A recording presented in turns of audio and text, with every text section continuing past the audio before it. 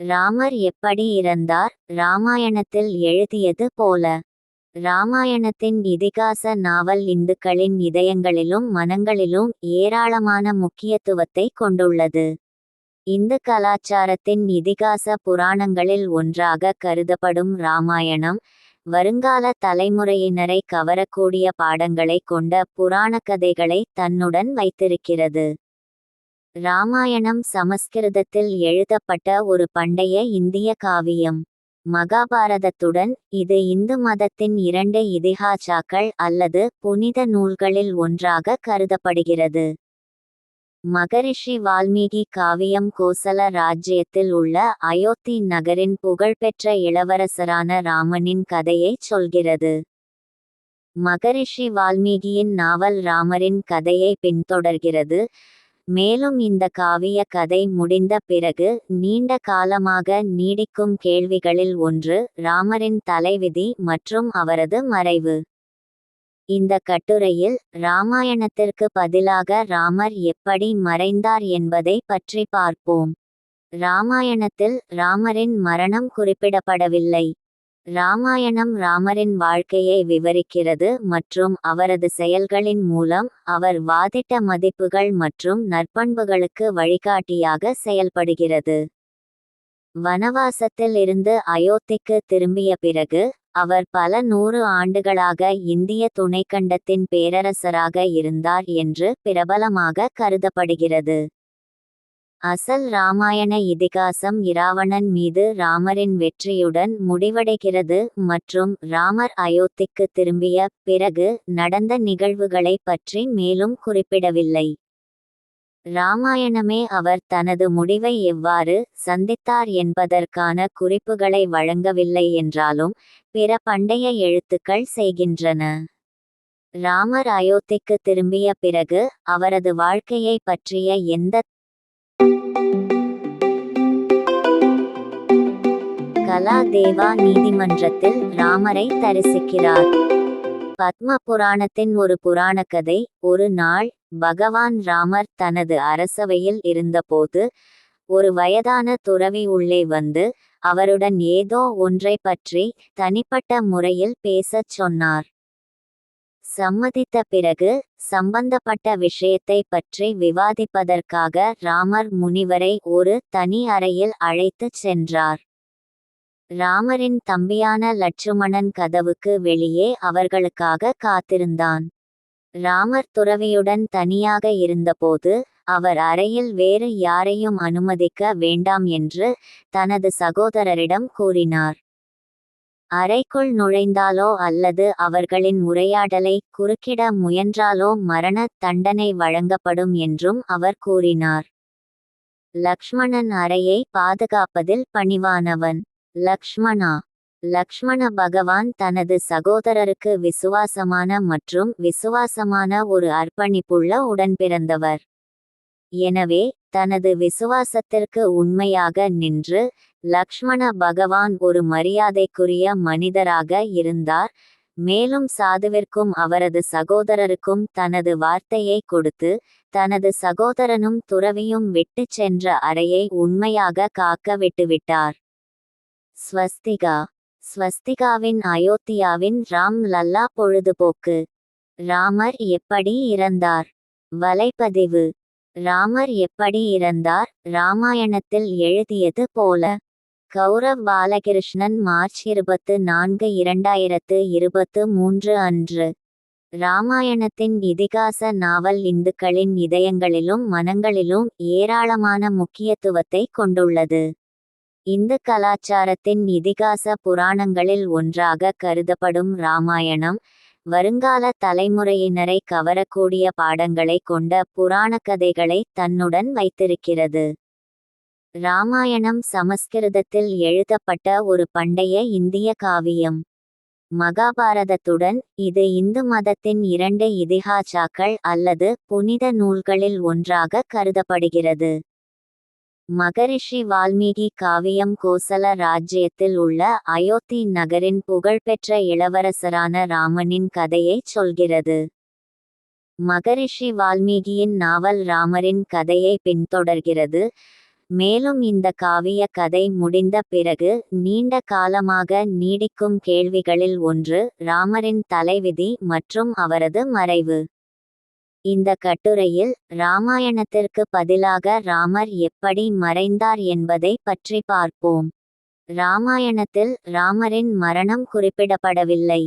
ராமாயணம் ராமரின் வாழ்க்கையை விவரிக்கிறது மற்றும் அவரது செயல்களின் மூலம் அவர் வாதிட்ட மதிப்புகள் மற்றும் நற்பண்புகளுக்கு வழிகாட்டியாக செயல்படுகிறது.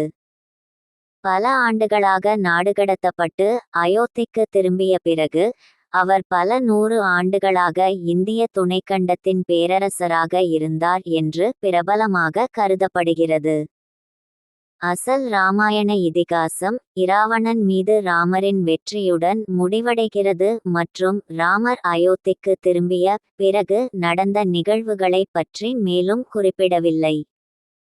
ராமாயணமே அவர் தனது முடிவை எவ்வாறு சந்தித்தார் என்பதற்கான குறிப்புகளை வழங்கவில்லை என்றாலும் பிற பண்டைய எழுத்துக்கள் செய்கின்றன.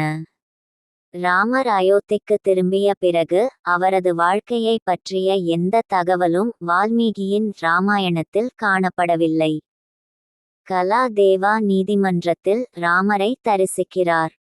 பத்ம புராணத்தின் ஒரு புராணக்கதை. ஒரு நாள் பகவான் ராமர் தனது அரசவையில் இருந்தபோது ஒரு வயதான துறவி உள்ளே வந்து அவருடன் ஏதோ ஒன்றை பற்றி தனிப்பட்ட முறையில் பேசச் சொன்னார். சம்மதித்த பிறகு சம்பந்தப்பட்ட விஷயத்தை பற்றி விவாதிப்பதற்காக ராமர் முனிவரை ஒரு தனி அறையில் அழைத்துச் சென்றார். ராமரின் தம்பியான லட்சுமணன் கதவுக்கு வெளியே அவர்களுக்காக காத்திருந்தான். ராமர் துறவியுடன் தனியாக இருந்தபோது அவர் அறையில் வேறு யாரையும் அனுமதிக்க வேண்டாம் என்று தனது சகோதரரிடம் கூறினார்.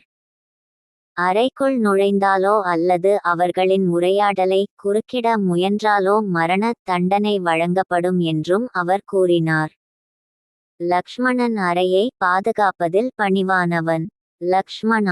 லக்ஷ்மண பகவான் தனது சகோதரருக்கு விசுவாசமான மற்றும் விசுவாசமான ஒரு அர்ப்பணிப்புள்ள உடன்பிறந்தவர். எனவே தனது விசுவாசத்திற்கு உண்மையாக நின்று லக்ஷ்மண பகவான் ஒரு மரியாதைக்குரிய மனிதராக இருந்தார். மேலும் சாதுவிற்கும் அவரது சகோதரருக்கும் தனது வார்த்தையை கொடுத்து தனது சகோதரனும் துறவியும் விட்டுச் சென்ற அறையை உண்மையாக காக்க விட்டுவிட்டார். காலதேவா காலத்தின் கடவுள் தனது உண்மையான வடிவத்தை வெளிப்படுத்துகிறார். ராம் எப்படி இறந்தார்?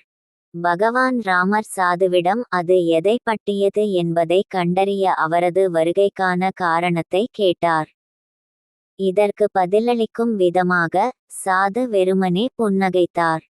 இதன் பொருள் என்ன என்பதை ராமர் உடனடியாக புரிந்து கொண்டார். இந்த நேரத்தில் சாது தனது அசல் வடிவத்தில் இருப்பதை காட்டினார். அவர் உண்மையில் காலதேவாவாகவே இருந்தார். ஒரு சாதுவின் தோற்றத்தை எடுத்தார். பகவான் ராமருக்கு பூமியில் இருக்கும் காலம் முடிவடைகிறது என்பதையும் அவர் அவதாரத்தின் நோக்கம் இந்த கட்டத்தில் நிறைவேற்றப்பட்டதால் அவர் தனது இருப்பிடத்திற்கு திரும்புவதற்கான நேரம் இது என்பதையும் நினைவூட்டுவதற்காக அவர் வைகுண்டத்திலிருந்து அனுப்பப்பட்டார். இந்த செய்தியை வைகுண்டத்தில் இருந்து எடுத்துச் சென்ற கலா தேவன் அதையே பகவான் ராமரிடம் தெரிவிக்கிறார். துர்வாச முனிவர் வருகிறார். ராமர் எப்படி இறந்தார்? இந்த துல்லியமான தருணத்தில்தான் துர்வாச முனிவர் திடீரென்று தோன்றினார். அந்த நிமிடமே ராமரை தரிசனம் செய்ய பகவான் லட்சுமணனை அனுமதிக்க வேண்டும் என்று கோரினார். அவரது எதிர்பாராத வருகையால் லக்ஷ்மணன் அதிர்ச்சியடைந்தாலும் அவர் முனிவருக்கும் அவரது சகோதரருக்கும் சொன்னதை உண்மையாக வைத்திருந்தார் மற்றும் துர்வாசரின் கட்டளையை பணிவுடன் மறுத்தார். துர்வாச முனிவர் ராமருக்கு எதிராக மிரட்டல் விடுத்தார். ராமரை தனது வளாகத்திற்குள் நுழைய விடாமல் செய்வது அநாகரீகமாக கருதியதால் அவரை சபிப்பதாக மிரட்டினார். துர்வாசர் ஒரு மோசமான கோபத்தால் அவதிப்பட்டார் என்பது அனைவரும் அறிந்ததே. சிறிதளவு தூண்டிவிட்டாலும் எரிச்சல் அடைவதும் சாபத்தால் பிறரை தண்டிப்பதும் நன்றாகவே தெரிந்தது. ராமருக்கு துர்வாச முனிவரின் சாபம். துர்வாச முனிவரிடம் பகவான் ராமர் துறவியுடன் தனது சந்திப்பை முடிக்கும் வரை காத்திருக்குமாறு அவர் பலமுறை வேண்டுகோள் விடுத்த போதிலும் முனிவர் விரைவாக கோபமடைந்தார். ராமரை சபிப்பேன் என்று லட்சுமணனை மிரட்டியதால் லட்சுமணன் மிகவும் சிக்கலான சூழ்நிலையில் தள்ளப்பட்டார். தன் சகோதரனிடம் தீராத விசுவாசத்திற்கும் அசைக்க முடியாத நம்பிக்கைக்கும் பெயர் பெற்ற லக்ஷ்மண பகவான் எந்த முடிவை எடுப்பது என்று தெரியாமல் திணறினார். துர்வாச முனிவரின் கோபத்திலிருந்து தனது சகோதரனை காப்பாற்ற லக்ஷ்மண பகவான் தனது முடிவை எடுத்துக்கொண்டு அறைக்குள் நுழைந்தார். சாபத்தை தடுக்க அவர் தனது உயிரை கொடுக்க தயாராக இருந்தார். ஆனால் அவர் தனது சகோதரனை விடுவிக்க அதிக விருப்பம் கொண்டிருந்தார். இறுதியாக ரிஷியின் வேண்டுகோளுக்கு இணங்கி விண்வெளியில் நுழைந்தான். பகவான் ராமரின் தடுமாற்றம்.